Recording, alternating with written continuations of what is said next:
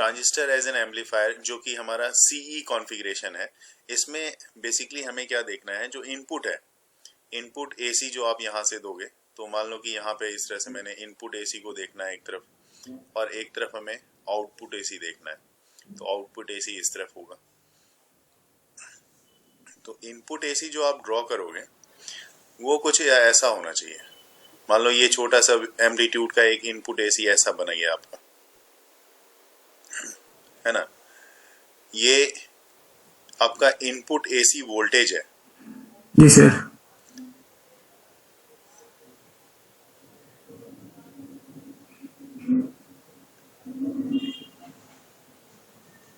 तो एम्पलीफाई करने का मतलब क्या हुआ, इसकी एम्पलीट्यूड यहाँ पे बड़ी हो जानी चाहिए। तो ये और थोड़ा सा ऐसा एम्पलीफाई बड़ा हो गया एम्पलीट्यूड, इस तरह से ये एम्पलीफाइड आउटपुट हो जाएगा। अगर ये इस तरह से बड़ा हो गया तो ये आपका आउटपुट है, जो कि जिसकी एम्पलीट्यूड भी बड़ी है और इस तरह से आपको देखने को मिलेगा। ये तो स्पीकर में, माइक में जो एम्पलीफायर लगाते हैं, कहते हैं कि एम्पलीफायर है, जब वॉल्यूम बढ़ा दो जी एम्पलीफाई हो जाएगा वो। हाँ जी। वो हर हाल में क्या करता है, जो भी आप इनपुट दे रहे हो उसको एम्पलीफाई कर देता है, उसको इंक्रीज कर देता है। और जैसे यहाँ पे हमारा जो एमीटर यहाँ पे हम देख रहे हैं, एमीटर हमारा यहाँ पे देखो डायग्राम में ये कॉमन है, क्योंकि इसको हमने क्या कर रखा है, इसको हमने जैसे उससे कनेक्ट करते हैं हम लोग, है ना, अर्थिट करते हैं, तो एमीटर को यहाँ पे हमने अर्थिट कर रखा है। थोड़ा सा मैं ऊपर करता हूँ तो डायग्राम हमारा दिखेगा। ये हमने एम्पलीफायर को अर्थिट कर रखा है। और सर एक सेकंड सर, देखिए ये वाला जो पोर्शन आप देख रहे हो, जैसा कि लेफ्ट साइड में हम लोग हमेशा ये पोर्शन ये वाला देखते हैं जिसमें यहाँ पे IB है और ये है, मतलब बेस और एमीटर का जो पोर्शन है हमारा हमेशा फॉरवर्ड बायस रहता है। हाँ जी हाँ जी। उसी तरह से इधर कलेक्टर और एमीटर का जो पोर्शन है वो हमेशा रिवर्स बायस में होता है। हाँ जी सर। तो आप कह सकते हो the emitter is forward bias by battery VBB, है ना, and the collector is reverse bias by the battery VCC। ठीक है। और जो एक चीज हमें देखना है, जो R इनपुट है यहाँ पे हमारे पास, देखिए यहाँ पे R इनपुट मैंने लिखा नहीं है, लेकिन this decrease the resistance R input, है ना, R इनपुट ऑफ किसका, R input of the input circuit and decrease the resistance R output. तो R इनपुट में भी रेजिस्टेंस को हमने डिक्रीज करना है ताकि R आउटपुट में भी ये डिक्रीज हो। और R आउटपुट में अगर ये डिक्रीज होता है तो नेचुरल सी बात है यहाँ पे आपको, इसलिए ये एम्पलीफाइड किया हुआ दिखता है आपको। ठीक है।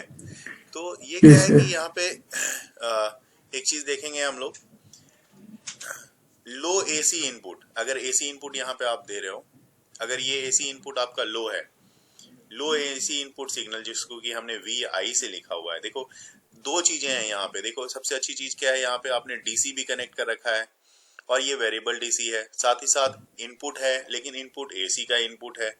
तो यहाँ पे जो लो AC इनपुट है ना, उसकी जो उसको जिसको VI से रिप्रेजेंट किया गया है, ये सुपर इम्पोज करता है on the forward bias VBE base emitter से। बेस एमीटर मतलब यहां से यहां तक, क्या अगर एक वोल्ट मीटर लगा दिया जाए तो ये क्या वोल्ट मीटर क्या किसको बताएगा, बेस एमीटर को। जी सर, ठीक है सर। VBE हम बोलते हैं। जी सर। तो ये इसको सुपर इम्पोज कर देगा। सुपर इम्पोज करेगा तो एक load resistance RL is connected between the collector. ये जो यहाँ पे RC मैंने लिखा है, बहुत सारे बुक में इसको आप रेफरेंस बुक में RL भी लिखा हुआ देखोगे। ठीक है। तो एक लोड रेजिस्टेंस यहाँ पे जो आपको मिलेगा, जो कनेक्टेड है किसके बीच, कलेक्टर और एमीटर के बीच, है ना, और यहाँ पे भी DC सप्लाई आपके साथ कनेक्टेड है। तो ऐसे में यहाँ पे आने के बाद ये अपने आप में क्या हो जाएगा, एम्पलीफाइड होता हुआ आपको दिखेगा। वो एम्पलीफाइड कैसे होगा उसके लिए मैं इक्वेशन पहले लेंगे, तो उस हिसाब से यहाँ पे इक्वेशन को हम लोग आगे देखेंगे कैसे काम करता है। जैसे कि मान लो कि यहाँ से IC करंट फ्लो हो रहा है, देख रहे हो आप, ये IC करंट है ना। yes, When current IC flows in input circuit, the potential across the resistance, किसके अक्रॉस, इसके अक्रॉस। ये जो आप RL ले रहे हो ना, IC और RL के बीच, तो यहाँ पे मैं लिख देता हूं कि पोटेंशियल ड्रॉप, इस जगह पे मैं लिख रहा हूं पोटेंशियल ड्रॉप अक्रॉस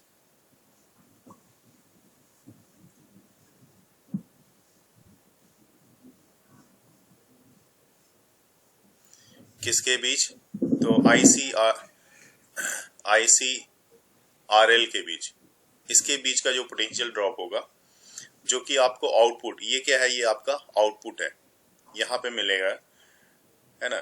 तो आउटपुट वोल्टेज जो होगी यहाँ पे वो कुछ इस तरह से होगी, V output equal to VCE common emitter, मतलब इसके बीच का वोल्टेज हो गया। अब तो क्लियर है, VCE, और VCE का फॉर्मूला जो हमने पिछले वाले वीडियो में देखा था वो था हमारा VCC माइनस ICRC, जिसको किरचॉफ्स लॉ लगा के हमने निकाला था।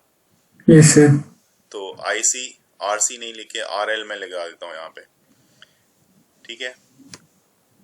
अब आप यहाँ पे देख सकते हो कि when the input is fed, जैसे ही आप इनपुट इसमें डाल रहे हो यहाँ पे, किसमें, बेस और एमीटर वाले सर्किट में, तो बेस एमीटर यहाँ पे चेंज होगा, और चेंज होने के साथ इस चेंज के कारण क्या आएगा, आपके IE और IC में भी चेंजेस होगा, है ना। कलेक्टर करंट और जो एमीटर करंट है दोनों में चेंजेस देखने को मिलेगा, और जब दोनों में चेंजेस देखने को मिलेगा तो आउटपुट वोल्टेज वहां पे वेरी करेगा। ये आउटपुट वोल्टेज क्या होगा, ये वेरी करेगा अकॉर्डिंग टू द रिलेशन, इसके मतलब इनपुट के कारण आउटपुट वाले में वेरिएशन होगी, और ये this variation of in this collector voltage appears as amplified output, यही एम्पलीफाइड आउटपुट को यहाँ पे दिखाएगा। ठीक है सर। इनफैक्ट मैं ये आपको बताना चाहता हूँ कि working of N amplifier can be easily understood if you first assume that, जैसे कि लास्ट वाले में भी हमने इसी तरह से कुछ एज्यूम किया था कि अगर आपको याद होगा तो सबसे पहला हमने एज्यूम किया था कि we have taken V input is equal to 0, V input हमने 0 लिया था, और then applying Kirchhoff's law to the output loop. Output loop के लिए आप अब किरचॉफ्स लॉ लगाओगे, तो आउटपुट लूप के लिए जो किरचॉफ्स लॉ लगेगा वो क्या होगा, आप ध्यान से देखोगे, this one is VCC collector voltage, जो कलेक्टर बैटरी जो है, this one is equal to, किसमें किरचॉफ्स लॉ लगाना है तो वो मैं आपको बता दूं, इस वाले लूप में, ये वाला जो लूप ऐसा गया हुआ है, इस वाले लूप में किरचॉफ्स लॉ लगा रहे हैं हम लोग, ठीक है। तो VCC is equal to VCE plus ICRL। देखो इक्वेशन जो मैंने लिखा है वो ठीक है या नहीं, और जो VCE है मैंने पहले भी बताया, इसके बीच जो है एक लूप आप, मतलब ये VCE होगा, कलेक्टर एमीटर के बीच के वोल्टेज को जो मेजर करेगा, एक वोल्ट मीटर लगाते हो जो कलेक्टर और इसके बीच के वोल्टेज को मेजर कर रहा है ना। Yes sir. उसी तरह से हमें ये क्या हो गया, ये आपका आउटपुट के लिए हो गया, इसमें कोई डाउट नहीं है, ये वाला पोर्शन जो है आपका आउटपुट के लिए हो गया। अगर आप इनपुट की बात करो तो इनपुट में क्या होगा, देखो यहाँ पे VBB है, तो इनपुट का भी हमें किरचॉफ्स लॉ यहाँ पे अप्लाई करना है। तो इनपुट में अगर किरचॉफ्स लॉ अप्लाई करें तो VBB is equal to VBE plus IBRB। तो देखो ये इनपुट के लिए इक्वेशन सही है क्या, ये सर मैं एक second sir, VCC equals to VECE,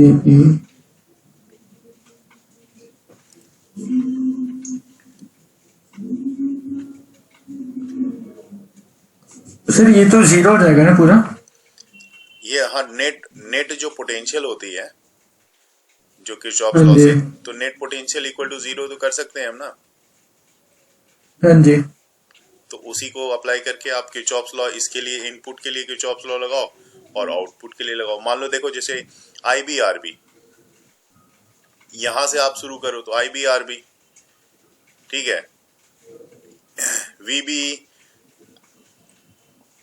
ठीक है, यहां से आप चल रहे हो आई बी आर बी, ऐसे इसके बीच का potential I B R B, ये यहाँ पे आई आपका आई बी आर बी का काम हो गया। उसके बाद यहां से यहां तक का पोटेंशियल क्या है, वी बी का है, तो वी बी, फिर जब आप इधर आओगे तो ये माइनस के पास आ रहा है, तो minus V B B equal to zero. यही तो इक्वेशन होता है ना। ऐसे अगर मैं लिखूं यस, किरचॉफ्स लॉ से आई बी आर बी, मैंने किरचॉफ्स लॉ को ऐसे बनाया, इसके बीच का पोटेंशियल हो गया वी बी, तो प्लस वी बी, चूंकि इसी डायरेक्शन में आपका करंट आ रहा है फॉरवर्ड बायस में, तो वी बी। इसे जो वीबीबी आप वीबीबी इक्वेशन लिख रहे हैं आप नीचे वाली, हाँ, वो उसकी कंडीशन है क्या कुछ? नहीं कोई कंडीशन नहीं, किरचॉफ्स लॉ सिंपली अप्लाई करनी है।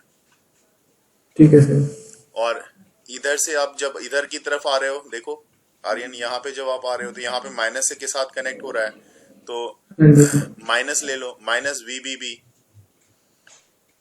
इक्वल टू जीरो, तो net potential in a loop is equal to zero. तो इसी तरह से अगर वी बी को आप इक्वल के उधर कर देते हो तो आपके पास सेम ये इक्वेशन आएगा, V B B equal to V B E plus I B R B. अब जैसा कि कंडीशन मैं ले रहा हूं फिर से, V I is not zero, अगर वी आई जीरो नहीं है तो इसका मतलब कुछ ना कुछ तो इसके साथ इनपुट लगा हुआ है। तो आप यस सर। अब इसी इक्वेशन को, जो आपके पास वी बी ई का इक्वेशन है, ठीक है, अब देखो इसको कैसे लिखेंगे हम लोग। तो आप एक काम कर लो, यहाँ पे वी बी, अब इसमें जैसे वी बी बी है तो वी बी बी लिख दिया हमने, ठीक है, वी बी बी, और ये वी बी बी जो है यहाँ पे आपका प्लस इसके साथ वी इनपुट को मैंने ऐड कर दिया, वी इनपुट को इसके साथ मैंने ऐड कर दिया। जैसे कि यहाँ पे आप देख रहे हो वी आई जो है ये वी बी बी के साथ ऐड हो गया। तो अब ये क्या बताएगा, ये बता देगा आपका वी बी ई, ये वाला राइट साइड वाला, इसमें सिर्फ आपने क्या इनपुट डाला है, वी आई को इसके साथ ऐड किया है, तो अब ये V B E right side में भी ये वी बी ई हो गया, प्लस दूसरा पार्ट भी इसका आपको मेंशन करना है, जो सेम चीज है आई बी आर बी, तो आई बी आर बी ये भी हमने ऐड कर दिया। अब इसके साथ क्या करना है आपको, देखो इसके साथ आपको जैसे वी इनपुट आपने डाला है तो इसका भी रेजिस्टेंस होगा।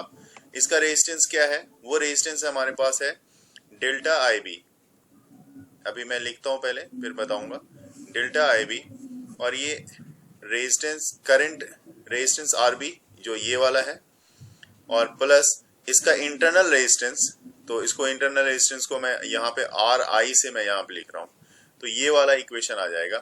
तो इसको मैं इक्वेशन नंबर 3 बोल देता हूँ, इसको बोल दिया मैंने इक्वेशन नंबर 3। जरा पहले इसको नोट करते हैं, फिर इस पे मैं डिस्कस करता हूँ कि क्या करना है। जो हमारा ये इक्वेशन है, इक्वेशन नंबर 3, ये बताता है कि आपका VBE बेस एमीटर के वोल्टेज में जो चेंजेस आ रहा है वो इनपुट के कारण आ रहा है, क्योंकि आपने इसमें एक्स्ट्रा इनपुट जो लगाया है उसके कारण चेंजेस आ रहा है। अब देखिए वी इनपुट के बारे में, इसका मतलब जैसा कि मैंने पहले भी बताया आपको कि ये जो वी इनपुट हमारे पास दिया हुआ है ये किसके इक्वल है मेरे, तो ये आपका ये वाला पार्ट डेल्टा आई बी, यहाँ पे मैं इसको सेपरेटली लिख रहा हूँ, delta I B R B मतलब रेजिस्टेंस जो बेस के लिए लगाया हुआ है, प्लस आर आई जो मैं इसके इंटरनल रेजिस्टेंस की बात कर रहा हूँ, ठीक है। और ये जो है यहाँ पे ये जो आएगा आपके, अगर इनपुट रेजिस्टेंस जैसे आर आई आपने लिया हुआ है यहाँ पे, इसको मैं यहाँ पे ऐसे भी लिख सकता हूँ आर, मतलब इस पूरे पार्ट को मैं लिखा आर और delta I B, delta I B ये किसको बताएगा, वी इनपुट को बता रहा है। एक चीज यहाँ पे, the change in I B base में जो करंट होगा, अगर बेस के करंट में चेंजेस आता है, जैसा कि हमेशा हम लोग डिस्कस करते भी हैं कि हाँ जी। आपके अगर इस बेस के करंट में चेंज आएगा तो नेचुरल सी बात है जो कलेक्टर करंट है उसमें भी चेंज आएगा, क्योंकि ये आउटपुट का पार्ट है ना। तो ऐसे केस में हमें डिफाइन करना पड़ता है बीटा को। We can define the parameter of beta AC जो कि सिमिलर होता है डीसी के इक्वल।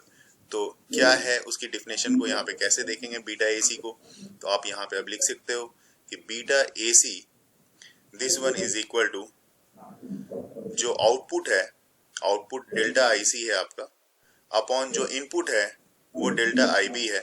इस दोनों के रेशियो से लिखा जाता है।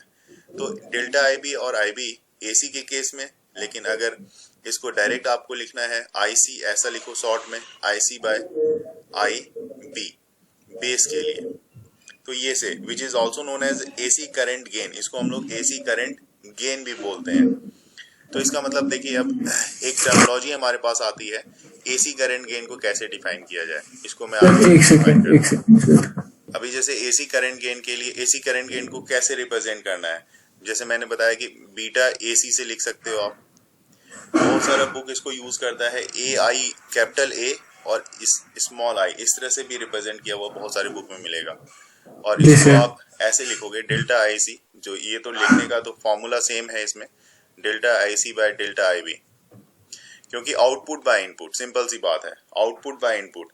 कांस्टेंट आप किसको रखते हो, वीसीई को, वीसीई को यहाँ पे हम लोग कांस्टेंट रखते हैं, ठीक है, ये कांस्टेंट रह जाएगा आपका। उसी तरह से जैसे एसी करंट गेन की बात मैंने की, डीसी करंट गेन भी होगा आपका, तो यहाँ पे लिखेंगे डीसी करंट गेन अगले वाला पार्ट में। जी सर। तो जो डीसी करंट गेन है उसको कैसे रिप्रेजेंट किया जाएगा, तो ये रेशियो होता है सिंपल सा डायरेक्ट, यहाँ पे चेंज इन करंट की बात नहीं करते हैं, तो रेशियो ऑफ कलेक्ट डायरेक्ट लिख देते हैं, ratio of collector current to the ratio of base current. इसका मतलब इसकी रिप्रेजेंटेशन कैसी होगी, तो इसको भी बीटा डीसी से लिखेंगे, बीटा डीसी डायरेक्ट, लेकिन इसमें ए आई से नहीं लिखा जाएगा, ये चीज इसमें नहीं रहेगा, ध्यान रखेंगे, इस तरह का कोई रिप्रेजेंटेशन इसके लिए नहीं है। तो डायरेक्ट लिखेंगे आईसी बाय आईबी,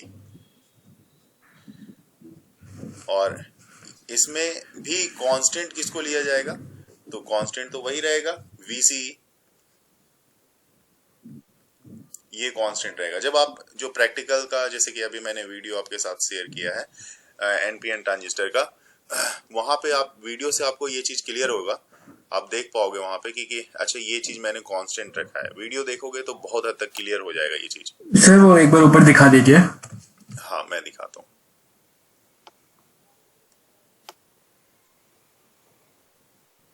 तो एसी वोल्टेज गेन को यहाँ पे सिंपली आप डिफाइन कर सकते हो कि ratio of small change in output voltage to the small change in input voltage.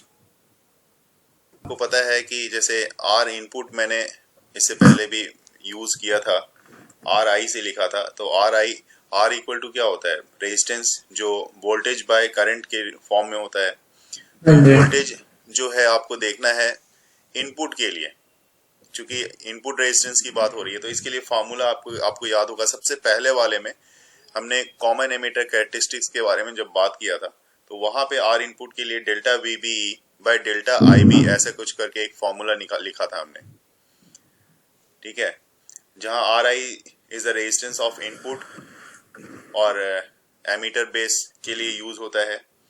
उसी तरह से जैसे आर आउटपुट हम लोग लेते हैं, तो आर आउटपुट क्या होगा, अगर वहां पे आप फॉर्मूला देखोगे तो डायरेक्ट मैं आर आउटपुट को नहीं लिख के इस तरह से दिखाना चाहूंगा, delta VCE is equal to minus R output delta IC, ये वाला होता है वहां पे, जहां आर आउटपुट जो है रेजिस्टेंस ऑफ आउटपुट या कलेक्टर एमीटर सर्किट के लिए यूज होता है। और निगेटिव साइन क्या इंडिकेट करता है, तो जो निगेटिव साइन है ये इंडिकेट करता है कि input and output voltage have a same phase difference of 180 degree. मैं लिख देता हूं, आर आउटपुट मतलब output voltage bye output current जो कि कलेक्टर में हमें मिलता है, ठीक है। आप सोच रहे हो कि ये 180 डिग्री कैसे है, तो वो भी मैं बताऊं आपको कि 180 डिग्री, जैसे कि इनपुट होता है ना, तो इनपुट में आप इस तरह से यहाँ पे लेके ड्रॉ कर रहे हो, देखो इनपुट आपने ड्रॉ कर दिया और आपने बोला कि ये सर ये वाला इनपुट हो गया, इनपुट का वेव हो गया। तो आउटपुट का वेव अब ड्रॉ करना है, तो आउटपुट के वेव को फिर से यहाँ पे एक लाइन ड्रॉ कर दिया और आउटपुट का वेव ड्रॉ कर लेते हैं। आउटपुट का वेव देखो ऐसा होगा आपका यहाँ पे इस तरह से।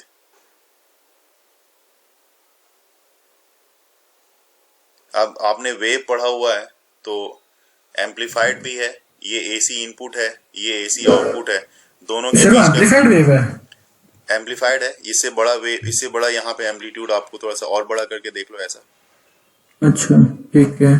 ठीक है, तो एम्पलीफाइड हो गया। तो इससे बड़ा एम्पलीट्यूड का वेव तो ये है, और साथ ही साथ क्या है आप देखो इसकी फेज एंगल यहाँ से ये शुरू हो रहा है ऐसा, हाँ जी और ये यहाँ से नहीं होके नीचे निगेटिव में जा रहा है ऐसा। हाँ जी। तो दोनों में चेंजेस क्या है, मतलब ये यहाँ से इतना तो गया, लेकिन ये वाला जो पार्ट है ये नीचे से जा रहा है, तो ऑलरेडी 180 तो इसने कवर कर लिया ना यहाँ पे 0 से पाए। हाँ जी तो इसके और इसके बीच का फेज डिफरेंस तो कितने का हो गया, ये वाला नीचे से जा रहा है यहाँ से यहाँ तक, तो इस दोनों के बीच का फेज डिफरेंस वो 180 डिग्री तो हो ही गया। हाँ जी। और इसका निगेटिव है, देखिए निगेटिव साइन यहाँ पे निगेटिव से भी पता लग रहा है, negative sign indicates that the input and output voltage have the phase difference 180 degree. तो फेज डिफरेंस के केस में क्या होता है, cos 180 लेते हो, cos 180 जो होता है निगेटिव को बतलाता है। तो इसका मतलब है कि यहाँ पे एक चीज और देखोगे, if the input voltage is increases, यहाँ पे इनपुट वोल्टेज अगर इंक्रीज कर रहा है तो आउटपुट वोल्टेज क्या हो रहा है, डिक्रीज कर रहा है ना। हाँ जी आउटपुट वोल्टेज है, आउटपुट वोल्टेज में एम्पलीफाइड जरूर हुआ है, लेकिन इसकी हाँ जी। साइन निगेटिव में है। हाँ जी तो ये पूछा जाता है आपसे एम्पलीफायर के केस में 100% ये क्वेश्चन आता ही है बहुत बार कि what is the phase difference between the input and output voltage in case of NPN transistor as a common amplifier, common emitter amplifier. तो फेज तो डिफरेंस 180 आंसर होगा। हाँ। दूसरा यहाँ पे कॉन्सेप्ट ये है आपका, यहाँ पे बिल्कुल समझने की बात है सिंपल सा, कि इनपुट अगर ये इंक्रीज जो कर रहा ग्राफ है ये वोल्टेज का ही है ना? हाँ, ठीक है। इनपुट अगर इंक्रीज कर रहा है तो आउटपुट क्या हो रहा है, आउटपुट डिक्रीज कर रहा है। बट एम्पलीट्यूड फिर भी बढ़ रहा है, अपोजिट साइन में इंक्रीज कर रहा है। बिल्कुल अपोजिट साइन में इंक्रीज कर रहा है। तो ये ठीक है सर। मतलब आप ध्यान से अगर आप अभी क्वेश्चन बनाओगे कंपटीशन वाले में, तो ये चीज आपको मिलेगा ही मिलेगा।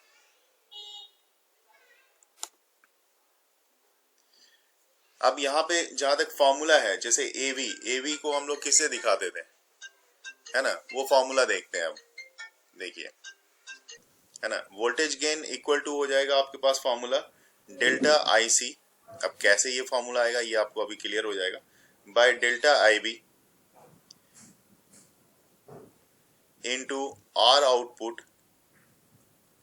Bye R input. और R output by R input तो है ही, इसको आप क्या बोलोगे, ये जो है delta IC by delta output by input, इसको तो हम लोग बीटा एसी बोलेंगे ना। और ये माइनस में आएगा, माइनस बीटा एसी हो गया क्योंकि निगेटिव साइन यहाँ पे दिया हुआ है, तो minus beta AC into R output by R input.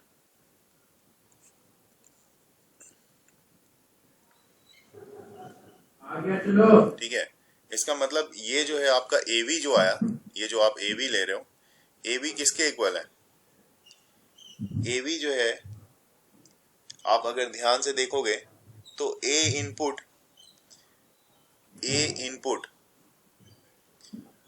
ठीक है, ए आई इंटू ए आर क्या है, ये रेजिस्टेंस गेन है। मतलब एवी को आप क्या बोला आपने, एवी को आपने बोला वोल्टेज गेन, तो मैंने लिखा यहाँ पे कि भाई एवी जो है आपका ये वोल्टेज गेन है।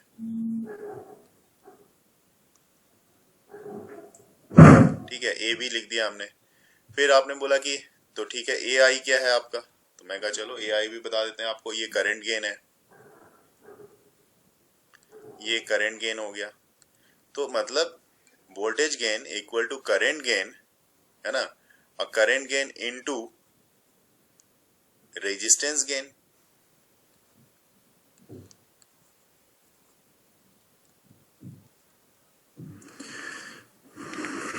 इसके इक्वल हो जाएगा। नेक्स्ट हम देखते हैं इसी में पावर गेन। Yes, sir. तो पावर गेन इक्वल टू क्या होगा, इसको भी डिफाइन करेंगे। It is defined as the small change in the output power to the small change in input power. मतलब यहां पे आप लिख सकते हो एसी पावर गेन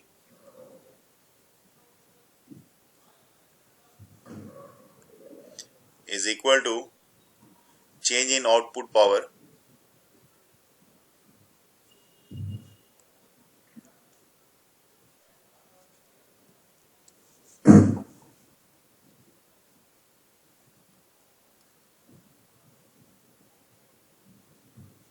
upon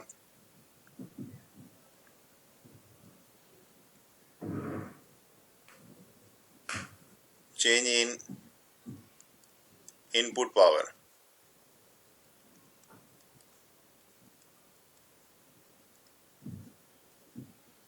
ये हो जाता है। और इसको एसी पावर का जहां तक सवाल है, इसको एपी से रिप्रेजेंट करते हैं। और ऐसा तो आपको पता है कि जो पावर का फॉर्मूला होता है वो आई स्क्वायर आर होता है ना। 3 फॉर्मूले होते हैं हालांकि, जी सर। लेकिन एक आई स्क्वायर आर होता है। तो आउटपुट पावर का जब देखा जाए आउटपुट पावर में, तो आउटपुट करंट क्या होता है हमारा पास, तो करंट होता है डेल्टा आईसी का आउटपुट के केस में। तो डेल्टा आईसी का स्क्वायर कर लेते हैं, आई स्क्वायर। और आउटपुट रेजिस्टेंस कितना है, तो आर नोट का है। अपॉन में उसी तरह से इनपुट करंट अगर देखा जाए तो इनपुट हमें तो डेल्टा आई बी मिलता है हमेशा, तो डेल्टा आई बी का स्क्वायर करना पड़ेगा। और जो इनपुट रेजिस्टेंस है वो उसको आप लिखोगे आर इनपुट से, आर आई से। तो फिर से देखा जाए तो delta IC bye delta IB, अभी अभी हमने देखा था delta IC bye delta IB को हमने क्या लिखा था, बीटा, बीटा एसी। अभी उसका स्क्वायर करना पड़ेगा यहाँ पे, बीटा एसी का square into R output by R input. अब ये भी फॉर्मूला पावर के लिए हो गया हमारे पास। जो सवाल दिया हुआ है वहां क्लियर है। Input resistance of silicon rays transistor, जो इनपुट रेजिस्टेंस है वो 665 मतलब 665 ओम का है। Its base current change by 15 micro ampere which results in the change in the collector current by 2। मतलब बेस करंट और कलेक्टर करंट आपके पास दी हुई है।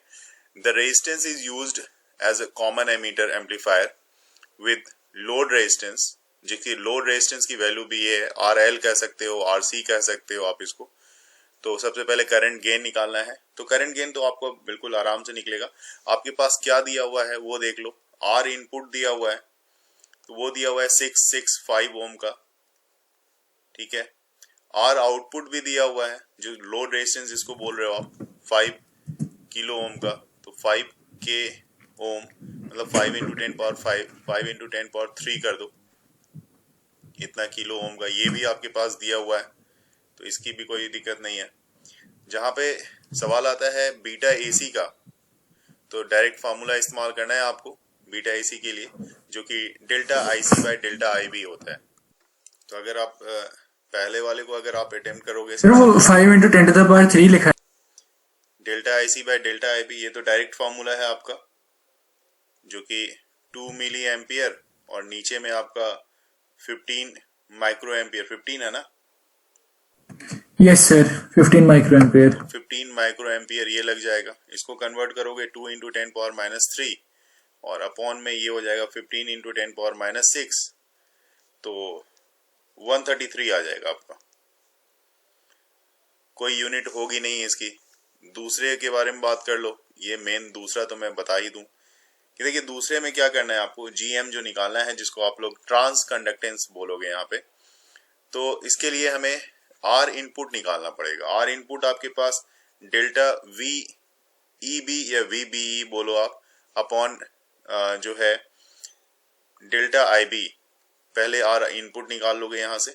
इससे आर इनपुट नहीं, मतलब आपको निकालना है डेल्टा वी बी ई, ये निकालो, बेस एमीटर का वोल्टेज निकालो आप। तो ये आपका निकलेगा R input into delta I B. तो आर इनपुट तो आपने निकाल निकाला हुआ है, आर इनपुट आपके पास दिया हुआ है 665 का है, तो यहाँ पे 665, ठीक है, इनटू और डेल्टा आई बी जो है वो भी आपके पास है, जिसकी वैल्यू हमने देखा था यहाँ पे 15 इंटू ये वाला देख लो यहाँ पे delta I B 15 into 10 power -6, ठीक है, ये निकल जाएगा आपका। अब जो ट्रांस कंडक्टेंस की बात हम लोग कर रहे हैं तो GM से रिप्रेजेंट किया जाता है, इसका फॉर्मूला होता है delta IC by delta VBE, ये इसका फॉर्मूला होता है ट्रांस कंडक्टेंस के लिए। तो अब कुछ नहीं है, अब इसको सीधा डेल्टा IC जो आउटपुट का है करंट का 2 इंटू 10 पावर -3 अपॉन में डेल्टा VBE जो यहाँ पे निकाला है आपने 665 इंटू 15 इंटू 10 पावर -6, ये पूरा कैलकुलेट कर लोगे 0.2 ओम इनवर्स में आएगा, ठीक है। इसी तरह से एक लास्ट जो आपके पास बच रहा है वो है वोल्टेज गेन AV। तो वोल्टेज गेन भी निकालना आसान है, यहाँ पे निकाल सकते हैं हम लोग। तो थर्ड वाला जो पॉइंट देख लेते हैं, वोल्टेज गेन को तो ने देखा ही अभी फॉर्मूले में, AV जिसको beta AC into R output by R input से रिप्रेजेंट किया था हमने। तो देखो यहाँ पे आर इनपुट हमारा है ही यहाँ पे दिया हुआ है ना, हमने निकाला है ही है, और आउटपुट जो है वो भी देखना है हमें। तो सबकी वैल्यू यहाँ पे बीटा AC देखो कितना है 133 का आया हुआ है, तो यहाँ पे 133 सबसे पहले इसको लिख दो, इनटू आर आउटपुट जो है वो क्वेश्चन में ही है 5 किलो ओम का, तो 5 into 10 power 3 upon R input आपने निकाल ही लिया 665, ठीक है, ये आर इनपुट है हमारा। तो इसकी वैल्यू का आप यहाँ पे ओम इनवर्स को हम लोग सीमेन भी लिख सकते हैं ना? हाँ, सीमेंस भी लिखते हैं ओम इनवर्स को, बिल्कुल सही बात, लिखते हैं उसको भी। तो आर इनपुट आपके क्वेश्चन में ही 665 का दिया हुआ था, ये देखो ये वाला आर इनपुट यहाँ से, ये आप कैलकुलेट कर लोगे तो लगभग आपका 1000 के लगभग इसकी वैल्यू आपके पास आपको मिल जाएगी। तो बहुत सारा जितना भी अभी तक हमने जो ऊपर के डायग्राम को देखा था उससे रिलेटेड सारे एप्लीकेशंस यहाँ पे इस क्वेश्चन में है यहाँ पे।